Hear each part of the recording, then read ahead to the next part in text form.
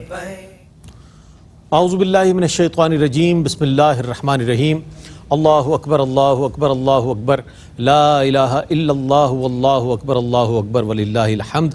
ناظرین محترم السلام علیکم ورحمۃ اللہ وبرکاتہ۔ میں ہوں آپ کا میزبان محمد رئیس احمد اور پیش کیا جا رہا ہے خصوصی پروگرام خطبہ حجۃ الوداع۔ آج کا موضوع بھی آپ کی خدمت میں پیش کریں گے، لیکن اس سے پہلے میں ایک آپ کے لیے گزارش کرتا چلوں آپ سے کہ ہمارے ARYQ TV کے چیئرمین حاجی عبدالرؤف صاحب کے بہت ہی قریبی اور دیرینہ پیار کرنے والے دوست جو کہ ان کے ہم نام ہیں حاجی رؤف فتانی صاحب، جو کہ آڈیو کے حوالے سے بہت زیادہ بڑا پاکستان کا نام ہے، ان کی والدہ انتقال فرما گئی ہیں کل، اور ان کے لیے دعائے مغفرت کی آپ سے درخواست ہے، اور دعا فرمائیں کہ اللہ تعالیٰ مرحومہ کے درجات کو بلند فرمائے، ان کی بخشش و مغفرت فرمائے، ان کی تمام نیکیاں اپنی بارگاہ میں قبول فرمائے۔ بہت نیک پاک طینت خاتون تھی، بڑی عبادت گزار، اور یہ ہے کہ شب بیدار خاتون تھی جو مستقل عبادت میں رہتی تھی۔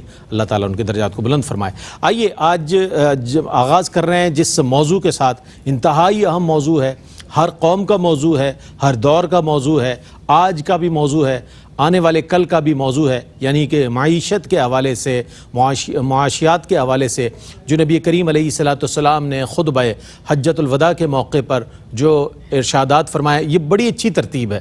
میں ARYQ TV کے کانٹینٹ ہیڈ کو اور پوری ٹیم کو سلام پیش کرتا ہوں کہ جس طرح خطبہ حجۃ الوداع میں ترتیب ہے، یعنی کہ حرمت انسانیت کی، انسانی جان و مال کی، مسلمان کے جان و مال کی حرمت کا حوالہ آیا، پھر اس کے بعد گریجولی جس انداز میں احکامات آئے ہیں اسی اعتبار سے موضوعات کو پروگرام کی صورت میں ترتیب دیا گیا ہے۔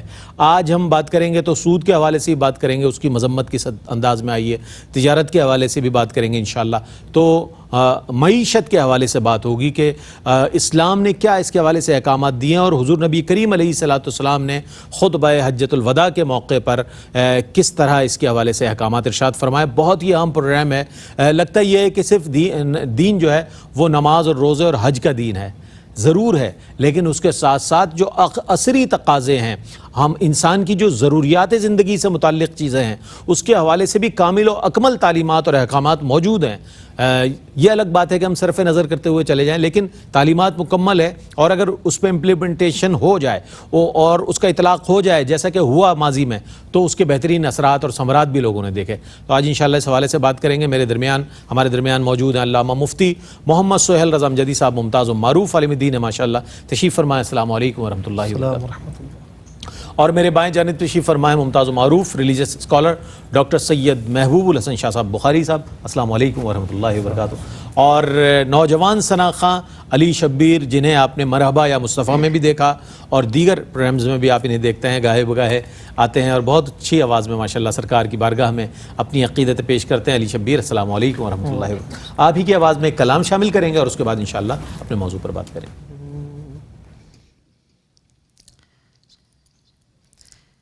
میں بندہ عاصی ہوں، خطا کار ہوں مولا، میں بندہ عاصی ہوں، خطا کار ہوں مولا، لیکن تیری رحمت کا طلبگار ہوں مولا، لیکن تیری رحمت کا باہر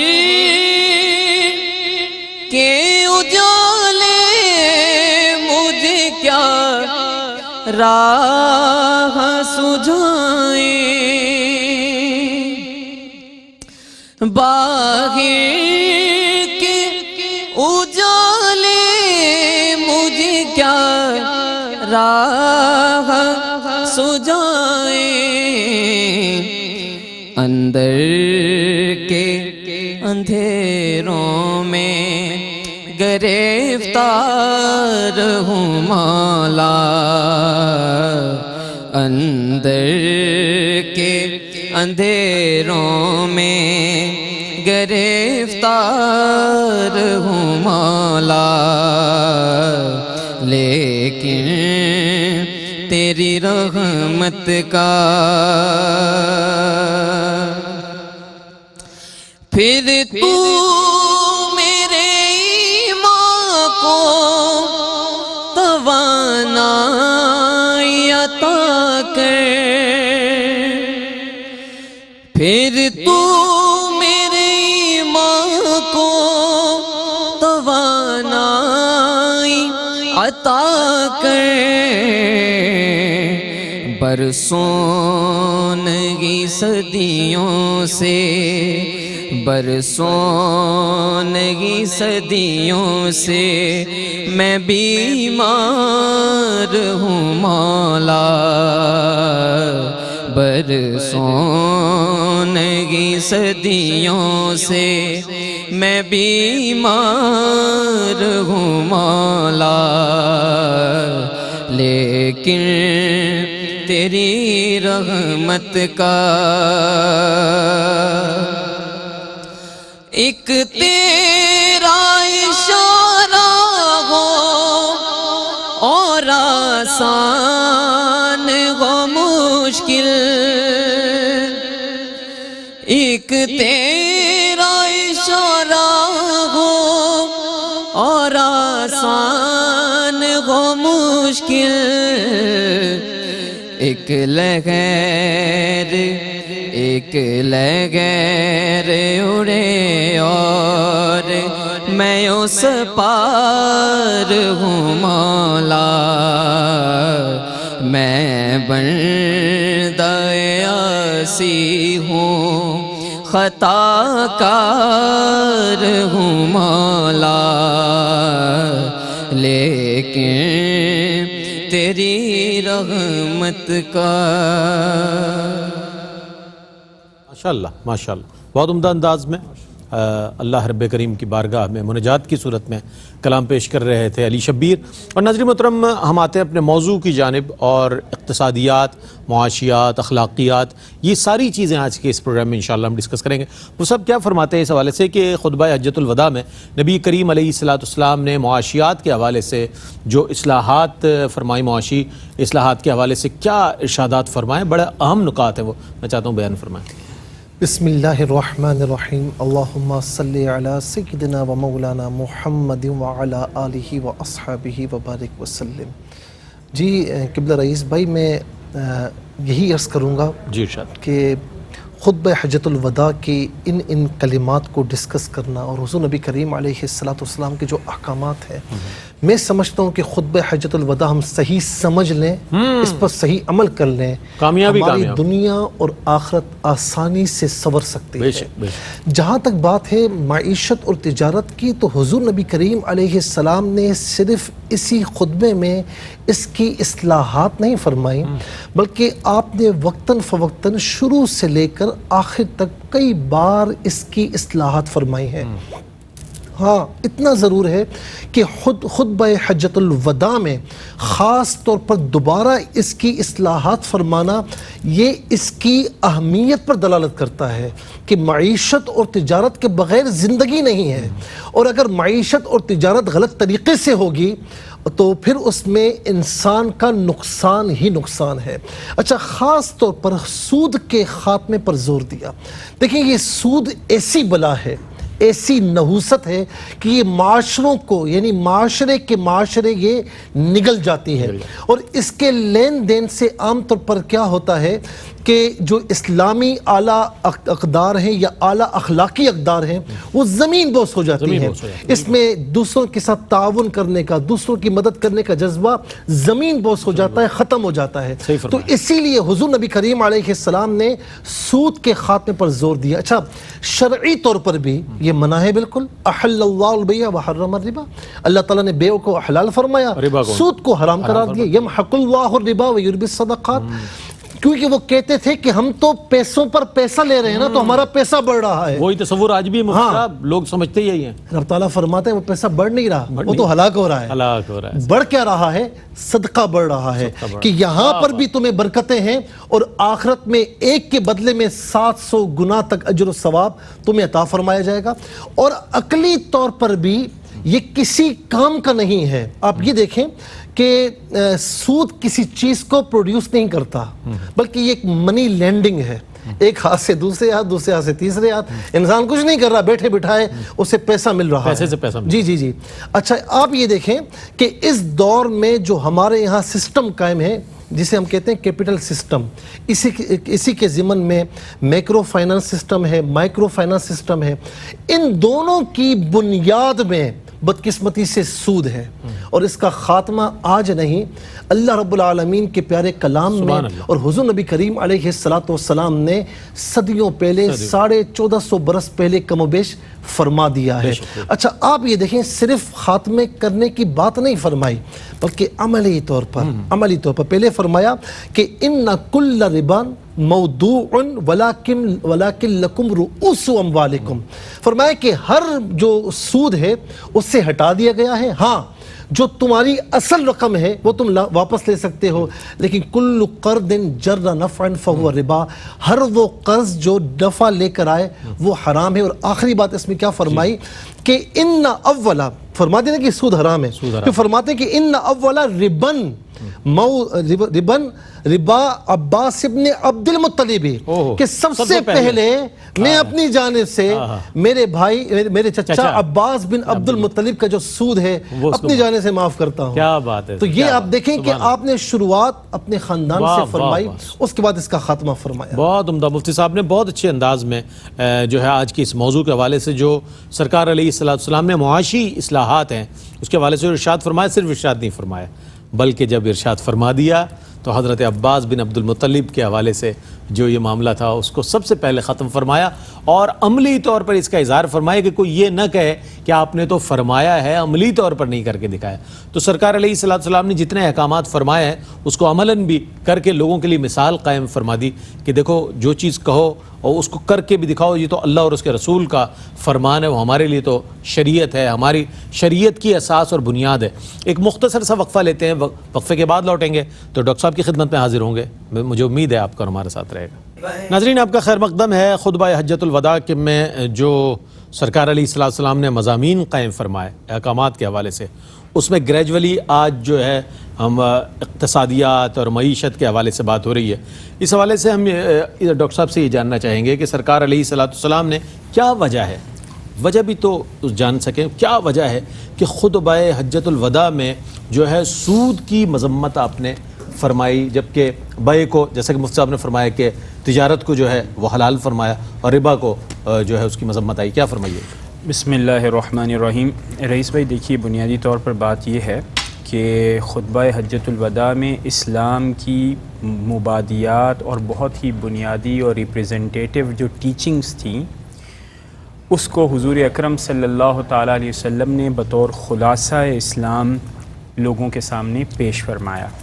چونکہ ایک کثرت سے لوگ وہاں پر موجود تھے, اس میں ایک احتمال یا ایک ممکن توجیہ تو یہ بھی ہو سکتی ہے کہ جن معاملات کے حوالے سے حضور اکرم صلی اللہ تعالیٰ علیہ وسلم نے یہ محسوس فرمایا ہوگا کہ یہ حساس ہیں, جیسا کہ خواتین کے حوالے سے تھا, نسلی اور رنگ و نسل کے جو معاملات تھے, اور جو خدا کے سامنے احساس ذمہ داری اور احساس جواب دہی تھا, اور پھر اس کے ساتھ ساتھ یہ والا معاملہ یعنی سود کی حرمت کے حوالے سے.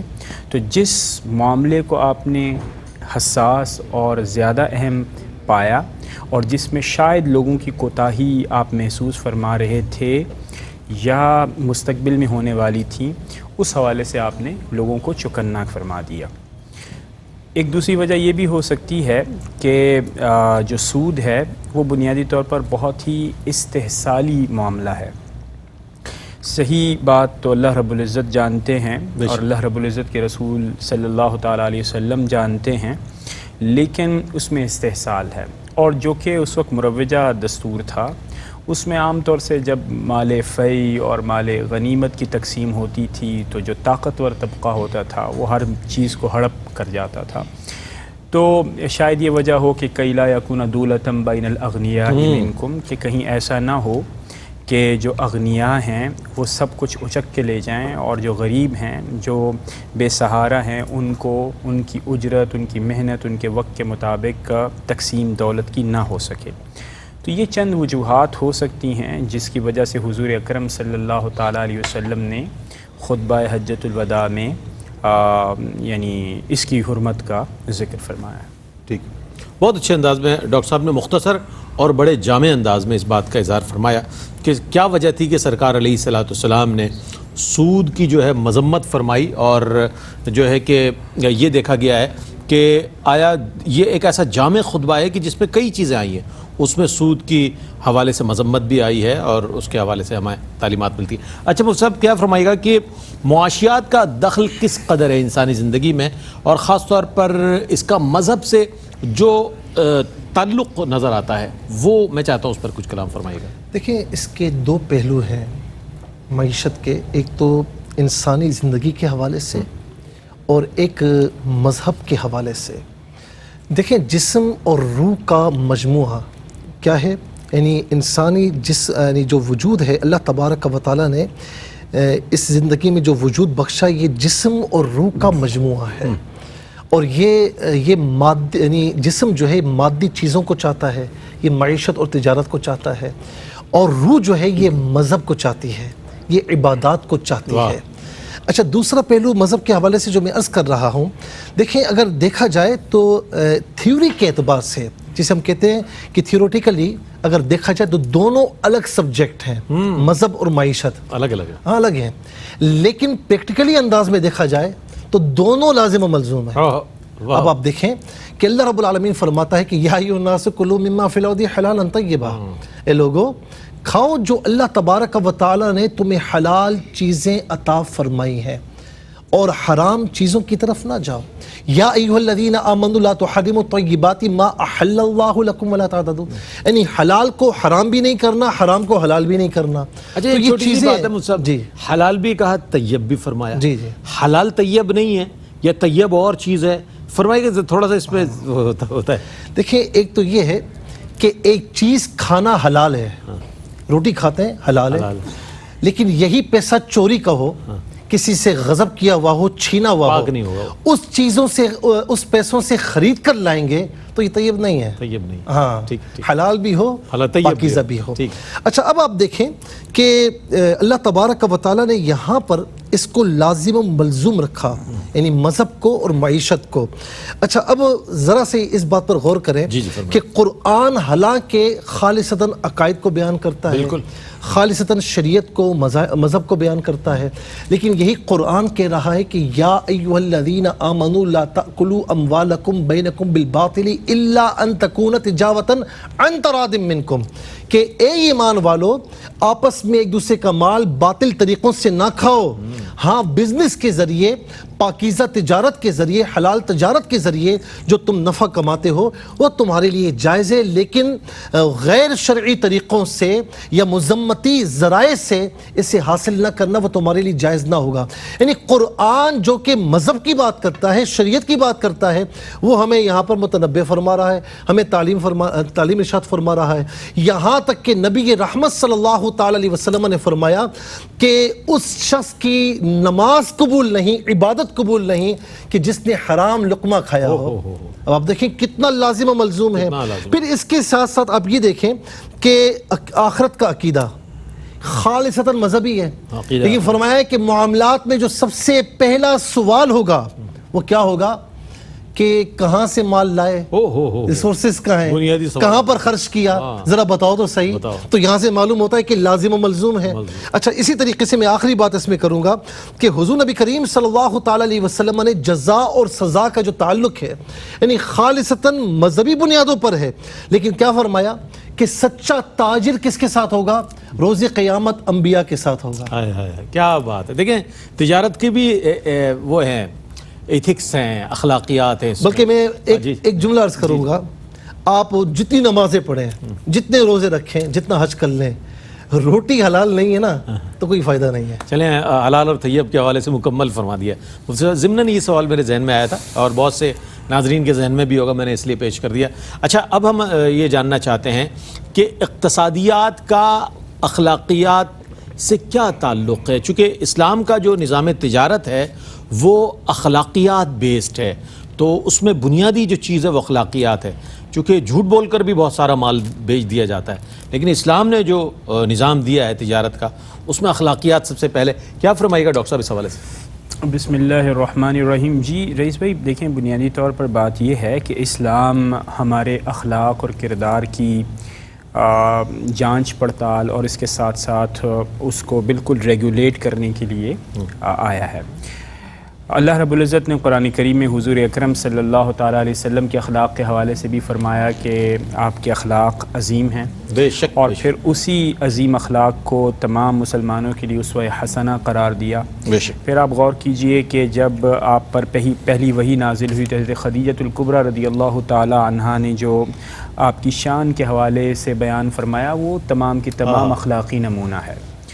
تو معیشت چونکہ انسان کا یعنی کردار کا اظہار ہے، اگر اس کے اندر وہ اخلاقی قدریں نہیں ہوں گی، مثال کے طور پر حلال اور حرام میں فرق، صحیح اور غلط میں فرق، اسی طرح فرض کریں کہ نفع نقصان میں آپ نے نفع کو زیادہ ترجیح دینی ہے یا اخلاقی قدروں کو زیادہ ترجیح دینی ہے۔ بعض اوقات ایسے معاملات انسان کی تجارت میں آتے ہیں کہ جو تجارت ہے وہ کہ حلال ہو رہی ہے یا حرام ہو رہی ہے۔ بعض اوقات انسان لالچ، حرص اور طمع میں اتنا دیوانہ ہو جاتا ہے کہ اسے پیسے سے زیادہ محبت ہوتی ہے، اللہ رب العزت کی خوشنودی، اس کی رضا یہ پس پشت چلی جاتی ہے۔ تو اسلام ایسے معاملات کو پسند فرماتا ہے جس میں اخلاقی بنیادوں پر آپ تجارت کریں، نہ یہ کہ تجارت کو بعد میں اخلاقیات کے لیے استعمال کریں۔ اور اس سے میری مراد یہ ہے کہ وہ تمام یعنی کئی ایسے کاروباری حضرات ہمارے ہاں بہت عام ہوتے ہیں کہ جو جب کاروبار کرتے ہیں تو اخلاقیات کی دھجیاں بکھیر دیتے ہیں، کسی غریب کی، کسی کے بندے کا استحصال کرنا ہے، اپنے امپلائیز کا استحصال کرتے ہیں تو وہ برمل آپ کو نظر آئیں گے، لیکن پھر اپنے بظاہر یعنی ایک نفسیاتی عارضے کے طور پر مسجد کی پہلی صف میں بعض اوقات وہ آپ کو نظر آئیں گے، مسجد کی کمیٹیوں کے اوپر ان کا بڑا اثر رسوخ ہوتا ہے۔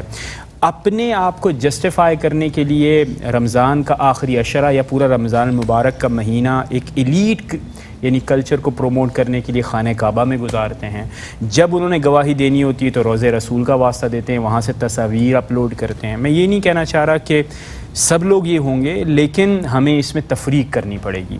تو لہٰذا جو بنیادی تعلیم ہے کہ اگر آپ نے کسی کا استحصال کر کے، کسی کی عزت کو بیچ بازار نیلام کر کے آپ نے تجارت کمائی ہے اور پھر آخر میں آپ نے ایک مسجد، ایک مدرسہ بنا دیا ہے، کچھ ڈونیشن کر دیا ہے، تو اس کا مطلب یہ ہے کہ آپ کے اعمال تجارت کی بنیاد پر تھے، نہ کہ اخلاقیات۔ اور اسلام اخلاقیات کو پسند کرتا ہے۔ اللہ رب العزت نے قرآن کریم میں بھی ارشاد فرمایا کہ لا تبطلوا صدقاتکم بالمن والاذی، یعنی مسلمانوں کے دل اور اس کو اذیت دے کر اگر آپ نے کوئی کام کر ہی دیا ہے، صدقہ ہے، تو یہ تو یعنی ایک ایسی بات ہے جو کہ ناپسندیدہ ہے اللہ رب العزت کے نزدیک، اس لیے اخلاقیات کی ترجیح۔ اخلاقیات کو پسند کیا گیا ہے اور اخلاقیات کا حکم بھی دیا گیا ہے، اور اس کا پریکٹیکلی جو عملی نمونہ ہے وہ وَإِنَّكَ لَعَلَىٰ خُلُقٍ عَظِيمٍ، آپ کے اخلاق جو ہے اس کے حوالے سے ذکر ہے قرآن کریم میں۔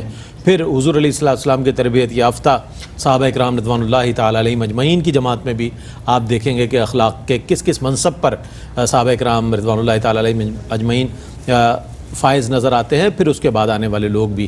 تو اس اعتبار سے اخلاقیات کو پہلے پیش نظر، اور اخلاقیات میں تجارت کے حوالے سے دیکھا جائے تو دیانت جو ہے وہ بہت اہم چیز ہے کہ جس کو بہت زیادہ اہمیت دی گئی ہے۔ ایک مختصر سا وقفہ لیتے ہیں، وقفے کے بعد جب لوٹیں گے تو ایک سوال اور شامل کریں، کلام بھی شامل کریں گے، ہمارے ساتھ رہیے گا۔ ناظرین آپ کا خیر مقدم ہے۔ آج معاشیات کے حوالے سے، اقتصادیات کے حوالے سے بات ہو رہی ہے، اور اس حوالے سے بات کرنے کا مقصد یہ ہے کہ خطبہ حجۃ الوداع میں جو سرکار علیہ السلام کے فرامین ہیں ان کو سامنے لایا جائے اور اصلاحات کے حوالے سے دیکھا جائے کہ کس طرح کی اصلاحات اس میں ہمیں فرمائی گئی ہیں۔ اچھا، مجھ سے بھی یہ فرمائی گا کہ نبی کریم علیہ السلام نے جو تجارت فرمائی اس میں ہمارے لیے آپ نے وہ کون سے سنہری اصول چھوڑے ہیں، وہ کون سے سنہری اصول ہمیں ملتے ہیں؟ میں چاہتا ہوں اس پر کچھ کلام فرمائیے۔ دیکھیں، یہ حضور نبی کریم صلی اللہ تعالی علیہ وسلم کا ایک عظیم معجزہ بھی ہے، ترہ امتیاز بھی ہے کہ آپ نے جو فرمایا پہلے کر کے دکھایا، بے شک، اس کی تعلیم دی، پہلے کر کے دکھایا۔ بے شک بے شک۔ اسی لیے آپ جس کو بھی عمل کے لیے ارشاد فرماتے وہ ذوق در ذوق عمل کی طرف راغب ہوتے، واہ، بلکہ آپ کی سیرت طیبہ پر عمل کرنے میں اپنی جان کی پرواہ بھی نہیں کیا واہ کرتے۔ واہ۔ اب تجارت کا معاملہ دیکھ لیں کہ سیدہ خدیجہ رضی اللہ تعالی عنہا نے جب مال دے کر بھیجا، غلام میسرہ کو ساتھ بھیجا۔ اچھا، ہر سال ظاہر ہے کہ وہ بزنس وومن تھیں، ایک بہترین تاجرہ تھیں، تو پچھلے سالوں سے یعنی ہر سال سے زیادہ نفع ہوا۔ تو میسرہ سے پوچھا کہ بات کیا ہے؟ میں دیکھ رہی ہوں کہ نفع جو ہوا ہے وہ زیادہ ہوا ہے، تو تم ان کی خصوصیات مجھے بیان کرو۔ تو غلام میسرہ نے قربان جائے کہا کہ میں نے کبھی جھوٹ بولتے ہوئے نہیں دیکھا، میں نے انہیں دھوکہ دیتے ہوئے نہیں دیکھا، میں نے امانت میں خیانت نہیں دیکھی ہے۔ اور کوئی چیز بیچی نا، آج کل کوئی چیز بیچتا ہے تو تصویر کا ایک رخ دکھاتا ہے، دوسرا دکھاتا ہی نہیں۔ ہاں، اگر ایک کھانے پینے کی چیز بیچ رہی ہے تو جو آپ یہ دیکھ لیں نا کہ جو عام بیچا جا رہا ہے، جو خراب ہے وہ نیچے، جو صحیح ہے وہ اوپر، وہ گھر آ کر پتہ چلتا ہے آپ کو جو دکھایا جا رہا ہے وہ چیز نہیں ہے۔ اچھا، پیٹی بیچی جا رہی ہے تو اوپر اچھے آم، نیچے سارے خراب مال۔ تو حضور نبی، تو ہمارا کیا وتیرہ ہے کہ ہم یوں بیچتے ہیں، یوں کر کے نہیں بیچتے۔ حضور نبی کریم صلی اللہ تعالی علیہ وسلم کسی کو پتہ ہو نہ ہو عیب بتایا کرتے تھے کہ یہ دیکھ لو، یہ عیب ہے۔ اس سے کیا ہوتا ہے کہ جو آنے والا ہے وہ ہمیشہ آپ کے پاس ہی آئے گا، کہ کچھ ہو جائے، نقصان ہو نفع ہو، یہ شخص جھوٹ نہیں بولے گا۔ سچے رسول کی سچی بات ہے، یہ سچے رسول کی سچی نشانیاں ہیں اور سچی بات ہے۔ کہا کہ جو بھی عیب تھا، ہلکے سے ہلکا عیب تھا، وہ بتا کر بیچتے تھے۔ آج کے دیکھ لیں کہ تھوڑا سا عیب ہو اور آپ کہیں کہ یار یہ او بھائی یہ کیا عیب ہے، یہ کوئی تھوڑی عیب ہے، یہ تو آپ اتنا تھوڑی دیکھتے ہیں یار کوئی، تو یہ ہمیں مارکیٹ سے اس سے زیادہ ملا ہے۔ اسی لیے آج کے مسلمان کی باتوں کی کوئی اہمیت نہیں ہے۔ مسلمان تو وہ ہوتا ہے کہ جس نے تجارت کے ذریعے اسلام پھیلایا۔ کتنے ممالک ایسے ہیں کہ جہاں پر چند صحابہ گئے اور تجارت جب وہاں پر کی تو لوگوں نے متاثر ہو کر اسلام قبول کیا ہے۔ اچھا، آگے بڑھیے، پھر آپ یہ دیکھیں کہ حضرت خزیمہ والا واقعہ، سواری خریدی، جب واپس آئے اس کی رقم لے کر تو اس نے کہا کہ نہیں جی میں نے بیچ دیا ہے۔ کہاں بیچا ہے؟ آپ نے مجھ پر بیچا ہے، گواہ لاؤ۔ خزیمہ رضی اللہ تعالی عنہ نے دیکھا نہیں، اس وقت موجود نہیں تھے، گواہی دے دی۔ خزیمہ یہ کیسی گواہی تھی؟ عرض کی یا رسول اللہ، ہم نے خدا کو مانا آپ کی باتیں سن کر، ہم نے قرآن کو مانا آپ کی باتیں سن کر، ہم جنت، دوزخ، فرشتوں پر، آخرت پر ایمان لائے آپ کی باتیں سن کر ایمان لائے۔ جب آپ ان معاملات میں سچے ہیں تو ان معاملات میں بھی سچے ہیں۔ اور آخری بات کہوں گا کہ ایک شخص سے کچھ معاملہ ہوا تو اس نے کہا میں ابھی آتا ہوں، آپ وہیں پر انتظار فرماتے رہے۔ 3 روز کے بعد آیا تو میرے آقا علیہ السلام وہیں پر موجود ہیں۔ تو ایفائے عہد، وعدے کو پورا فرمانا، بس اتنا فرمایا کہ شخص تو نے مجھے بڑی تکلیف میں مبتلا کر دیا ہے۔ اور اسی طریقے سے میں کہوں گا کہ ذخیرہ اندوزی سے منع فرمایا ہے، جب تک قبضے میں چیز نہ آئے اسے بیچنے سے منع فرمایا۔ اور اسی طریقے سے مصنوعی قلتیں پیدا کر کے بلیک مارکیٹنگ کرنے سے، ذخیرہ اندوزی سے آپ نے منع فرمایا۔ تو ہم تجارت کے معاملات میں بھی آپ کے فرمودات پر عمل پیرا ہو جائیں تو یقیناً ہماری تجارت ایسی ہوگی کہ دنیا بھر میں مسلمانوں کا نام ہوگا۔ بہت اچھی چیز ہے، ذخیرہ اندوزی ہے، ناپ تول میں جو ہے توازن ہے، اس کے حوالے سے بہت ساری چیزیں بظاہر ایسا محسوس ہوتا ہے کہ بہت عام چیزیں ہیں، لیکن تاہی اہم ترین چیزیں ہیں جو سرکار علیہ السلام نے تعلیم فرمائی ہے۔ اچھا، میں یہ جاننا چاہتا ہوں کہ ہمارے اسلاف نے، مسلمانوں نے تجارت کے ذریعے بھی فروغ اسلام میں بہت بڑا کردار ادا کیا۔ ڈاکٹر صاحب، آپ کی بڑی نظر ہے، بڑا وسیع مطالعہ ہے، وقی مطالعہ ہے، کیا فرمائیے گا اس حوالے سے؟ دیکھیں، تجارت شروع سے حضور اکرم صلی اللہ تعالیٰ علیہ وسلم کا پسندیدہ یعنی ذریعہ معاش رہا، اور پھر ہم یہ بھی دیکھتے ہیں کہ صحابہ کرام میں بھی اس میں بڑھ چڑھ کر صحابہ کرام نے حصہ لیا۔ بلکہ اگر آپ یہ دیکھیں کہ جب مواخات کا موقع آیا مدینہ المنورہ کے اندر، تو حضرت عبد الرحمن بن عوف رضی اللہ تعالی عنہ کہ جو کہ اس سے پہلے یعنی جب وہاں سے مکۃ المکرمہ سے مدینۃ المنورہ تشریف لائے تو اس وقت ظاہر ہے وہ بے سر و سماں تھے، لیکن جن کے ان کو بھائی بنایا گیا ان کی مدد سے، ان کی مشاورت سے اور ان کی جو بھی انسائٹ تھی اس کی وجہ سے آپ کے کاروبار میں ترقی ہوئی، اور پھر الٹیمیٹلی وہی کاروبار کی ترقی نے اسلام میں بہت اہم کردار ادا کیا۔ اس کے بعد پھر آپ مزید آگے آئیے تو خلفاء اپنی زندگی میں اکثر جو خلفاء ہیں اس میں تجارت ان کے اندر شامل ہے، اور اس کے بعد پھر مزید آگے جائیے تو ہمارے کئی اسلاف ہیں، ائمہ ہیں، حضرت امام اعظم ابو حنیفہ رحمۃ اللہ تعالیٰ علیہ، ان کے حوالے سے یہ ہے کہ آپ تاجر تھے اور ایک سلیپنگ پارٹنر کے طور پہ بھی تھے، بعض ٹائمز وہ ایکٹیو بھی تھے۔ اسی طرح صوفیاء وغیرہ کے اندر بھی آپ یہ دیکھیے کہ بعض کھیتی باڑی کرتے تھے اور بعض تجارت کے ساتھ شامل تھے، اور تجارت میں ظاہر ہے ایک تو نفع کی کثرت ہوتی ہے، دوسرا یہ ہے آپ کو بہت وقت ملتا ہے جس میں اسلام کی دعوت کا کام ہو سکتا ہے، تو اس وجہ سے ایک ہمیشہ سے اس کی ایک لیگیسی رہی ہے اسلام کے اندر، اور اس نے یعنی بنیادی طور پہ جو زیادہ پسندیدگی کی وجہ ہے وہ یہی ہے کہ اس نے اسلام کی جو آبیاری کی ہے مختلف ادارہ سازی کے اندر، کتب کے اندر علماء کی تربیت اور ان کے اوپر دست شفقت رکھنے کے حوالے سے، اس لیے اسلامی تاریخ میں ایک پسندیدہ یعنی ذریعہ معاش رہا۔ کیا بات ہے۔ اچھا وہ سب میں یہ جاننا چاہتا ہوں کہ آج امت کا ہر فرد اس بات سے لا علم نظر آتا ہے، کم و بیش زیادہ تر لوگ جو تجارت کر رہے ہوتے ہیں، کہ تجارت میں برکت کتنی ہے، اور سرکار نے اس میں اس کو خود پسند فرمایا، انبیاء علیہ السلام نے بھی اس کو اختیار فرمایا۔ تو آج کے حوالے سے کیا پیغام دیجیے گا اس موضوع کے حوالے سے بطور خاص خطبہ حجۃ الوداع کے تناظر میں؟ دیکھیں، جہاں پر تاجر یعنی جو بزنس مین ہے، اگر وہ خدا نہ خواستہ دھوکہ دہی، امانت میں خیانت، جھوٹ بولنا، مصنوعی قلتیں پیدا کر کے بلیک مارکیٹنگ کرنا، ذخیرہ اندوزی کرنا، اب دیکھیں نا کہ حضور نبی کریم علیہ السلام نے ایک بات یہ بھی فرمائی کہ حاضر بادی کو مال نہ بیچے، یعنی اس کا مطلب کیا ہے کہ جو پروڈکشن لے کر آ رہا ہے درمیان میں آڑتی آ جاتا ہے، اور جو کسٹمرز کو جو خریدنے والا ہے اس سے وہ چیز 50 میں نکلتی ہے تو اسے 150 200 کی پہنچتی ہے، تو فرمایا کہ وہ اس کو بیچے۔ درمیان میں آنے والے افراد خواہ جو ہے نا وہ ذخیرہ بھی کرے گا، جب وقت آئے گا تب بیچے گا۔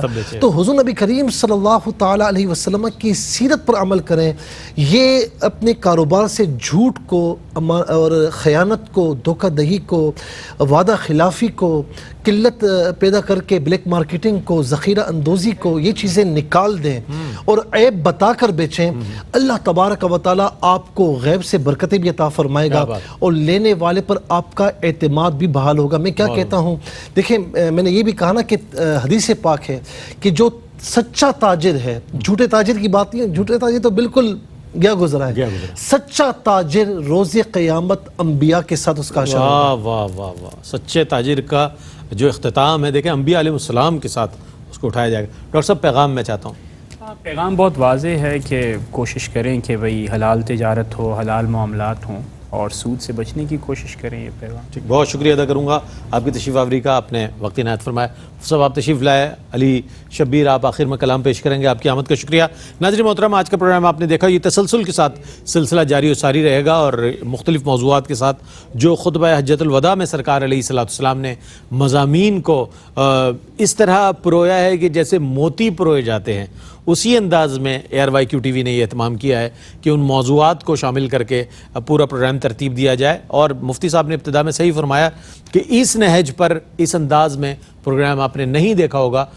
مجموعی طور پر خطبہ حجۃ الوداع میں کے حوالے سے گفتگو لوگ کرتے ہیں، لیکن اس کے ایک ایک پوائنٹ پر گفتگو کرنا ایک پروگرام کے ذریعے، یہ الحمدللہ ARYQ TV کے حصے میں سعادت آئی ہے۔ اس کے ساتھ ہی اپنے میزبان محمد رئیس احمد کو اجازت دیجیے، اللہ حافظ۔ تیرے دیار کے احسان بھولتے ہی نہیں،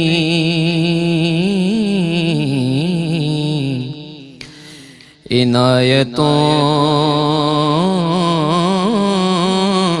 کے وہ سامان بھولتے ہی نہیں،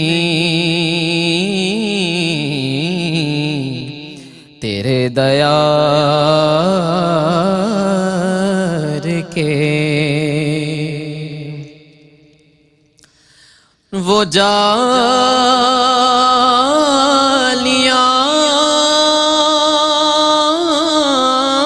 وہ دریچے وہ منبروں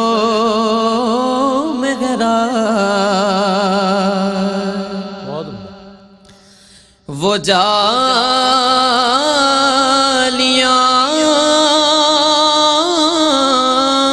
وہ دریچے وہ منبروں مہرا وہ در وہ روضہ وہ دربان بھولتے ہی نہیں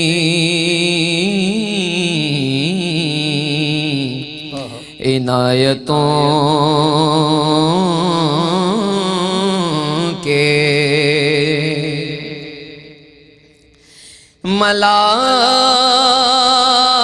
ملائکہ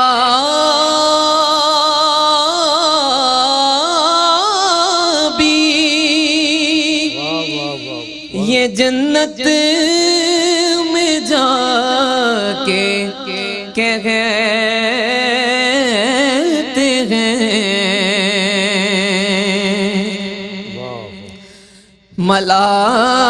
ملائکہ بھی یہ جنت میں جا کے کہتے ہیں کہ اس نگر کے خیابان بھولتے ہی نہیں کہ اس نگر کے خیابان بھولتے ہی نہیں عنایتوں کے اور نظر بدل گئی منظر بدل گئے سارے نظر بدل گئی منظر بدل گئے سارے